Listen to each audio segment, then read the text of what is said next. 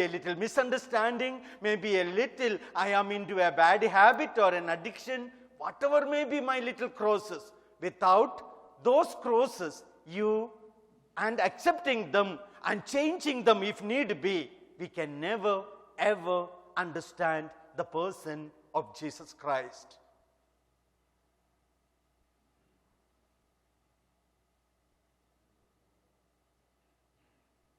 I confess to Almighty God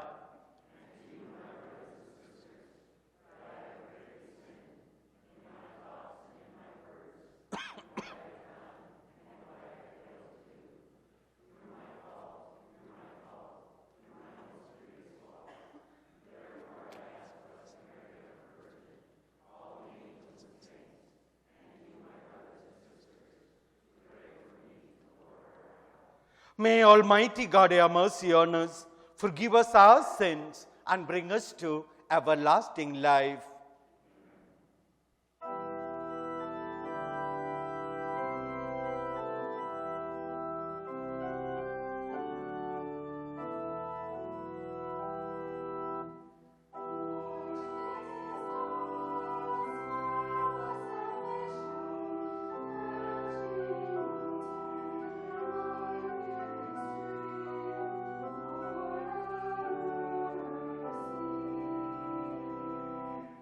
Lord have mercy.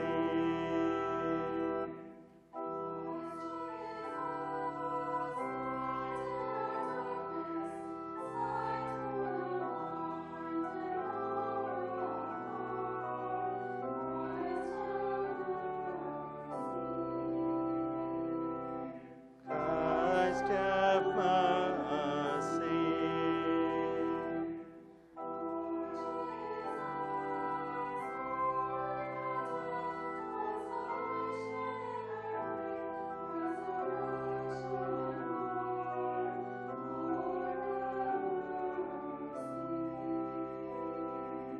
Lord have mercy.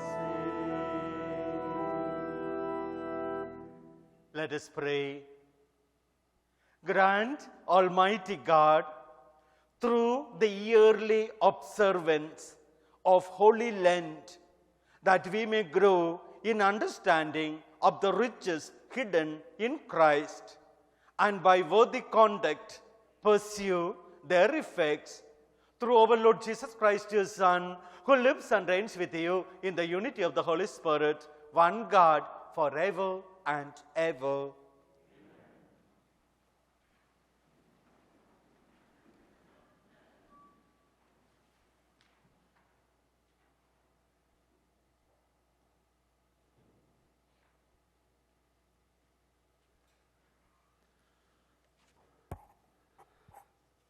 The first reading is a reading from the book of Genesis.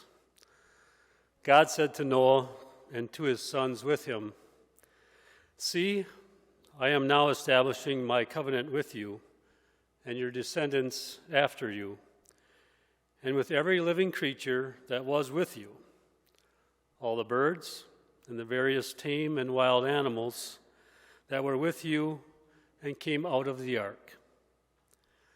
I will establish my covenant with you, that never again shall all bodily creatures be destroyed by the waters of a flood. There shall not be another flood to devastate the earth."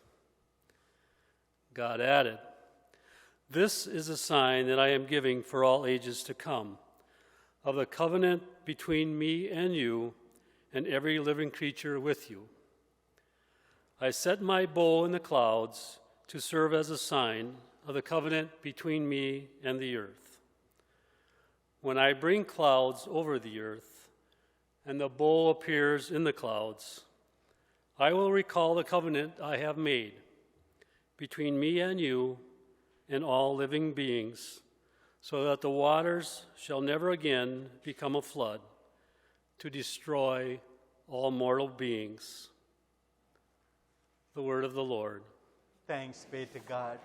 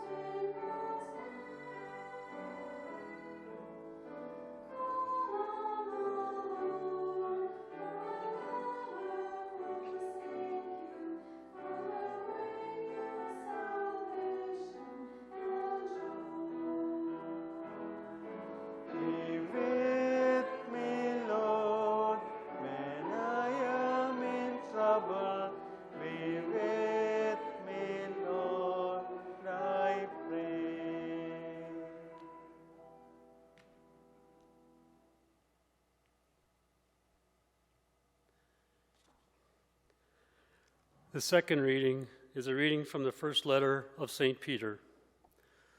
Beloved, Christ suffered for sins once, the righteous for the sake of the unrighteous, that he might lead you to God.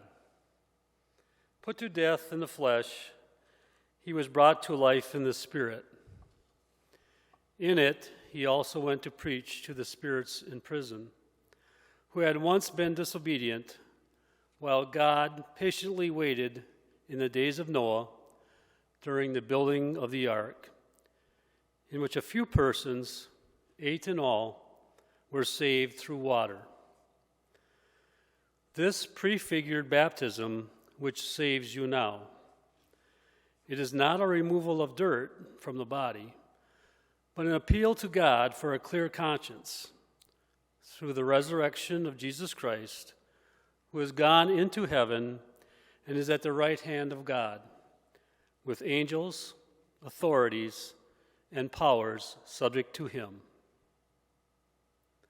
The word of the Lord. Thanks be to God.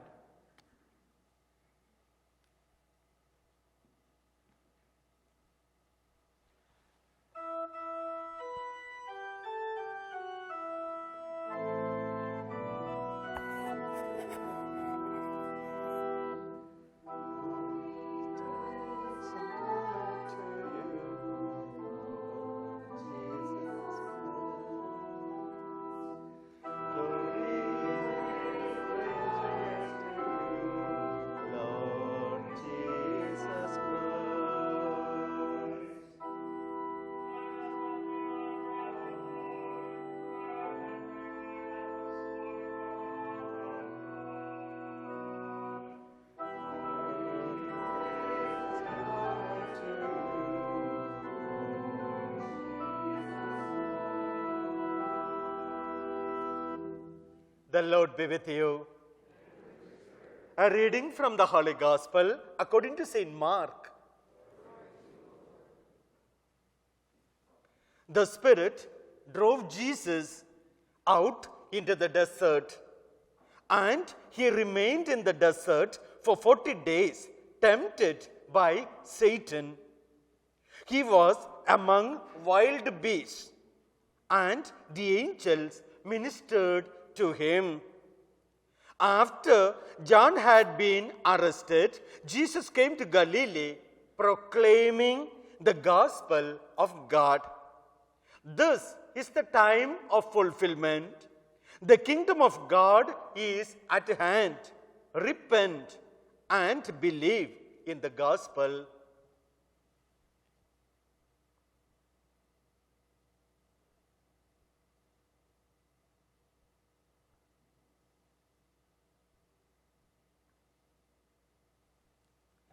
The Gospel of the Lord.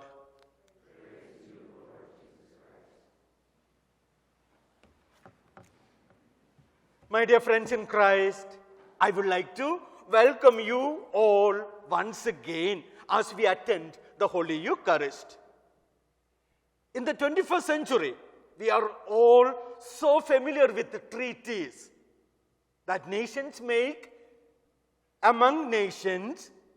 It can have more partners in a particular side, but treaties are made so that people can and nations can function little more freely in a better way.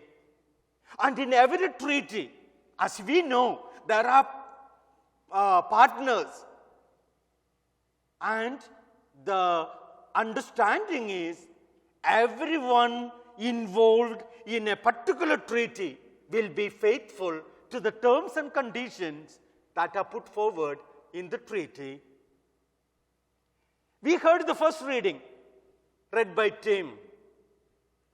In that short passage taken from the book of Genesis, one word repeated 6 times, the word covenant. Actually, that word covenant means the same, treaty. In this particular case of covenant that we heard in the first reading, one person, one one person in the party of covenant is God Almighty, Yahweh, and the other side, Noah. And what were their situation? We know God created everything, and each time, once a creation took place, He said it is perfect. God loved it.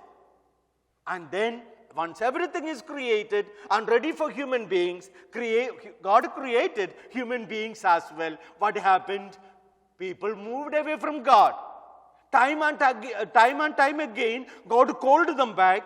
They had no time for God. They moved away and they lived such a horrible, sinful life. God decided to destroy. And then God chose Noah and gave him directions so that Noah and his family could be saved, and then every creature will be represented in that particular Ark of Covenant. When we come to the second reading, Saint Peter so beautifully explains to us what baptism is all about. Baptism, if you take the first reading into consideration, there is a flood, there is water. And what that water did? It was cleansing. And then St. Peter wanted to tell his people at the early centuries, go through baptism. Baptism will be not only cleaning you for God, but also re-establishing that relationship that was snapped by humankind. So it is actually a restoration. It is also kind of a covenant. And it has got also parties concerned. In my baptism, I am a party to that particular covenant my parents made on my behalf so that I can grow in that relationship. In the gospel, we usually on the first Sunday of Lent have gospels either taken from St. Matthew's gospel, St. Luke's gospel. They are elaborate. The same theme, temptation of Jesus in the desert, but they are elaborate. Especially Matthew, we saw that beautiful narration. Whereas when it comes to Mark, just a few words. Holy Spirit drove Jesus to the desert. Satan was waiting, tempted Jesus, and then of course wild animals and the angels ministered to Jesus. Story is over. But at the same time, communicated the same long message the other two evangelists did for us. Now, what was happening? I want to take to a particular artist, a British artist named Stanley Spencer. I think he died in 1959. So, he had a series of paintings on this particular theme of Jesus facing temptation in the desert. And there, Jesus is seated on the sand in the desert. But the wild animals are not wild elephants or a lion or any other fierce animal, but some kind of an animal sitting by Jesus, holding something in his hand. That is a very minute, very small scorpion, desert scorpion, so venomous. One sting, good enough to kill a person. Through the artistic rendition by this particular artist, want to tell us something. When you and I hear about the word temptation, we think about something so morally devastating or spiritually and physically demolishing a person. That's what usually we associate with the word temptation. We often take for granted the other small things. Those small packages can contain small item, but it can destroy not just a person, but persons and sometimes the entire families. So this particular artist, Stanley Spencer, is giving us a great message. That is this: please don't look for big things to hurt you. That will be there. Along with that, minute, minuscule, the simple small things can hurt us. So bad. We know that one now what is going on with our coronavirus. We can't even see that virus, but the entire world is in a kind of ransom taken by this particular virus. We know that. We are not seeing the virus, but we have seen the effect. How many people died all over the world? How much our economy has gone down, how much of people's self-worth went through, our young people going through depression and other situations. Schools are closed, a lot of, without me telling, you know the consequences of that particular unseen virus. And then let us come back to today's topic. That is that Spencer's beautiful rendition that he says, that small package. Maybe I am so busy. Naturally, these days everyone is so busy, I don't have time to pray. Okay, I am going to pray next day. See, something is creeping into me. I am so busy, I just can put away that theme of prayer. Maybe I am so tired, I did not eat much during the day, I am going to eat little too much. No meaning in fasting there. I don't give much attention there. You see, I am facing a little situation. It could be tiredness. It could be busyness. I am packaging something else. I am slowly, one by one, putting away what is essential, my spiritual growth. Slowly, I am giving up small things.